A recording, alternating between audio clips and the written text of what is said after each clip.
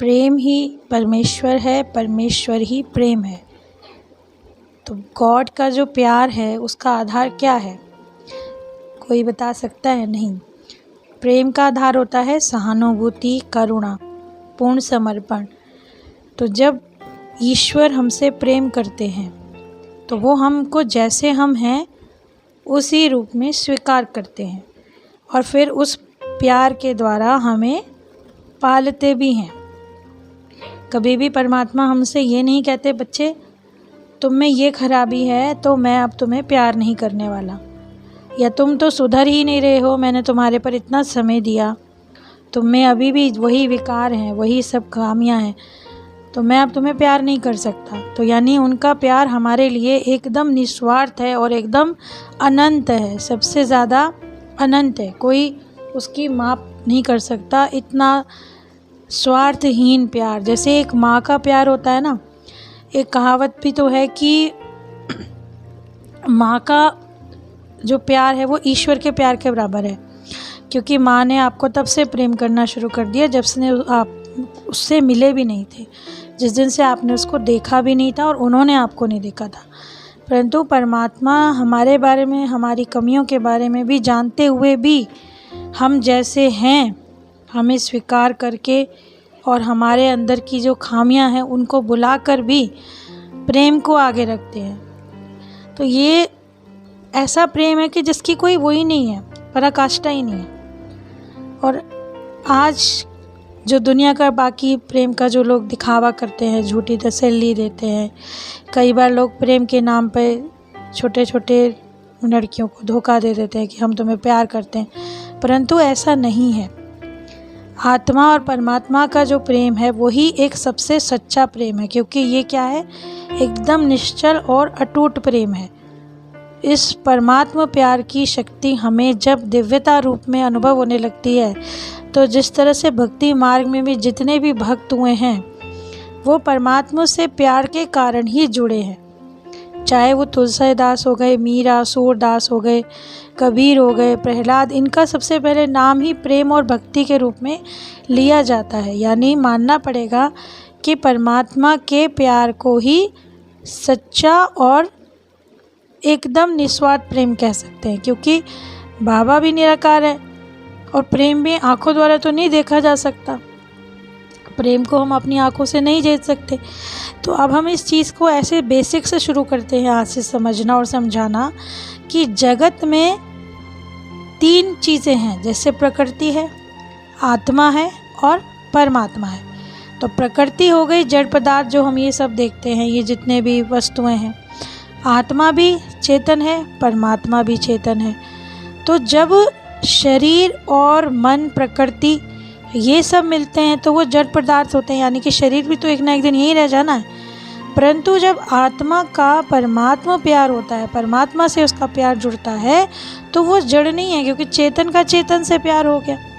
तो ये बड़ा अवर्णनीय है, जिसको हम शब्दों में, मतलब मुझे ऐसा लगता है कि इसको समझाना मेरे लिए आज तक का सबसे पसंदीदा टॉपिक भी है, लेकिन थोड़ा मुश्किल भी है, क्योंकि इसको समझाना बहुत मुश्किल है, शब्दों में उतारना बहुत मुश्किल है। पहले लोग ढूंढते थे परमात्मा को, परमात्मा के प्यार को, लेकिन जब इसको आप महसूस करते हो ना, तब आपको पता चलता है कि ईश्वर के बिना कुछ भी नहीं है। ईश्वर से ही हमारी भावनाएं जुड़ी हैं, हमारा मन हंसता है ईश्वर से जुड़ने के बाद। वरना ऐसी ऐसी परिस्थितियों में मेरा जीवन भी निकला है कि अगर कोई सामने वाला भी देखे तो वो भी रो दे कि तुम ऐसा जीवन कैसे जी पा रहे हो। परंतु परमात्मा प्यार से हम उस परिस्थिति से कैसे निकल जाते हैं, जैसे मक्खन से बाल। अब आजकल के लोग प्रेम नहीं करते, वो तो सिर्फ एक तरह का दिखावा ही होता है। उनकी अपेक्षाएं होती हैं कि भाई हम इसको प्यार करेंगे, ये हमारा प्यार हमारे हमको देगा, काम करेगा। हम इसके लिए आज कुछ थोड़ा कर रहे हैं, उसके बदले में उनकी भी हमारे से एक अपेक्षा होती है। परंतु परमात्मा की हमारे प्रति कोई भी इच्छा नहीं है। वो हमसे नहीं कहते कि बच्चे मैं आज तुम्हारा ध्यान रख रहा हूँ, तो कल मेरा रखियो, मैं आज तेरा सहारा बन रहा हूँ तो मेरा सहारा बनियो।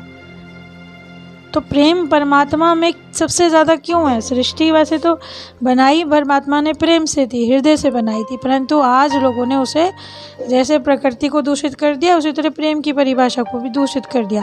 उन्होंने उसको क्या कर दिया? देना और लेना। परंतु बाबा ने क्या सिखाया? प्रेम माने समर्पण। भक्ति मार्ग में भी तो यही होता था कि जब इंसान किसी चीज़ से प्रेम करता है, किसी देवी देवता के स्वरूप से, तो उसके प्रति पूर्ण समर्पित हो जाता था, है ना। उसके बाद उसे कुछ भी चीज़ मतलब नहीं चाहिए, वो उसके प्रति इतना समर्पित हो जाता था। एक परमात्मा के प्रेम के लिए कबीर का दोहा भी बड़ा अच्छा लगता था। ये हमने सबने पढ़ा भी है कि पोथी पढ़ पढ़ जग मुआ, पंडित भया न कोय, ढाई अक्षर प्रेम का पढ़े सो पंडित होए। तो परमात्मा को अधिकतर लोगों ने प्रेम से ही पाया है।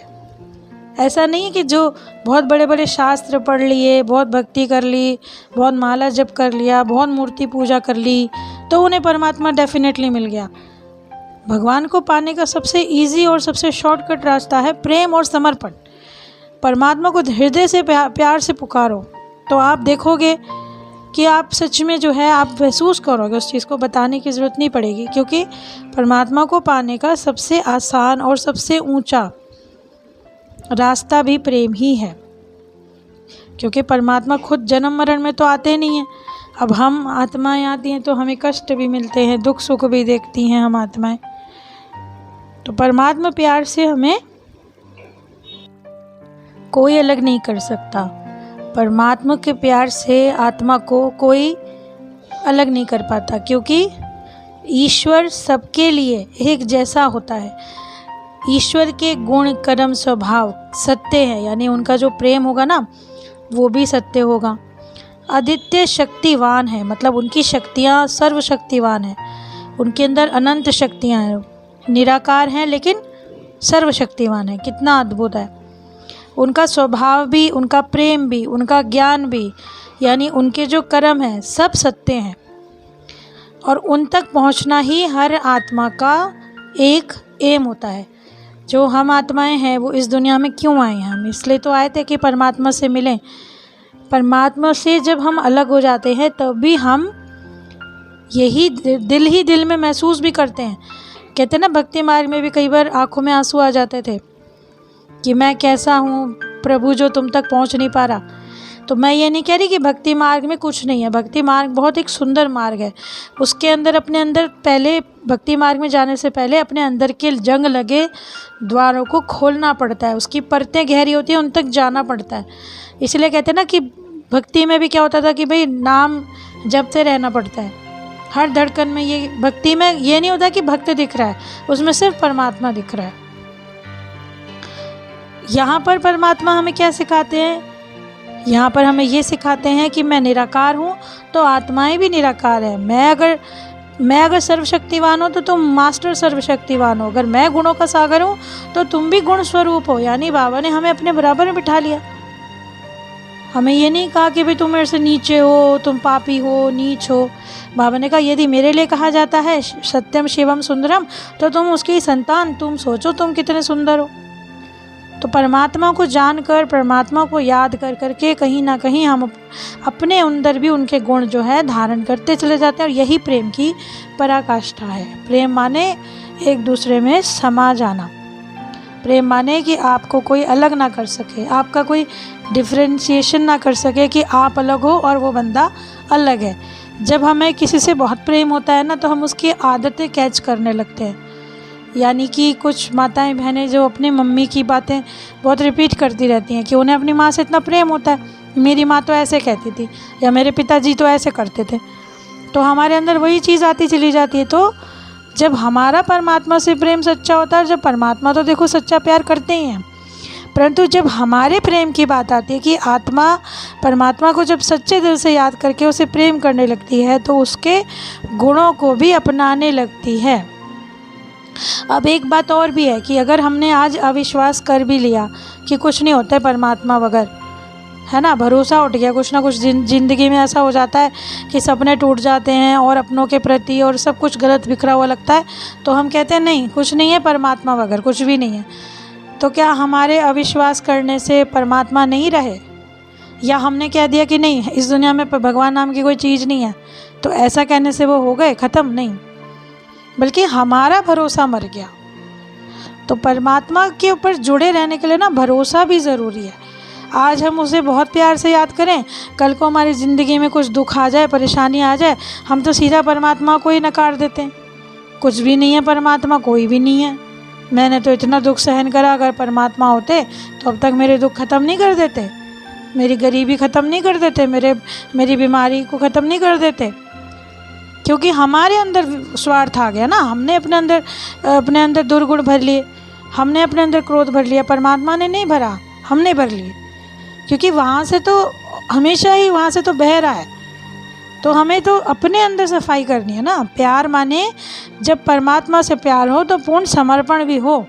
ऐसा नहीं हो कि आज तो बाबा बाबा और कल को बाबा कौन। तो ये है प्रेम।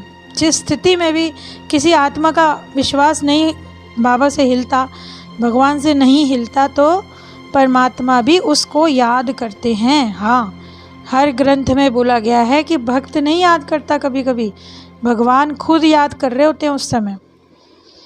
ऐसे कहते भी तो हैं कि कई बार जब जो बहुत जल्दी रोने वाले होते हैं तो उनको कहा जाता है कि अगर आपको रोना भी है तो आप परमात्मा के आगे रोइए।